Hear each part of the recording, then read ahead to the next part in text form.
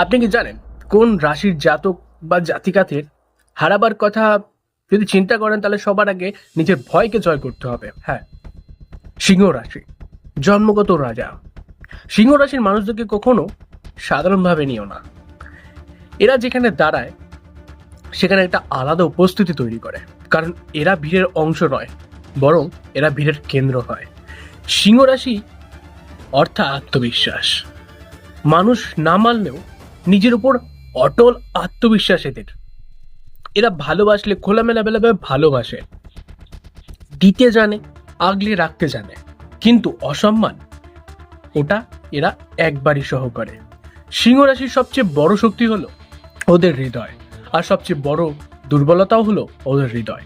রাজা হতে চায় না, বরং এরা স্বভাবগতভাবেই নেতৃত্ব দেয়। মনে রেখো, সিংহ রাশিকে ছোট করলে সে তর্ক করবে না, বরং সে শুধু প্রমাণ করবে যে তুমি ভুল। তুমি যদি সিংহ রাশির হও তাহলে নিজের প্রতিভা বা আলো কখনো লুকিয়ে রেখো না, কারণ সূর্য কখনো অনুমতি নিয়ে ওঠে না। ওম নমঃ শিবায়।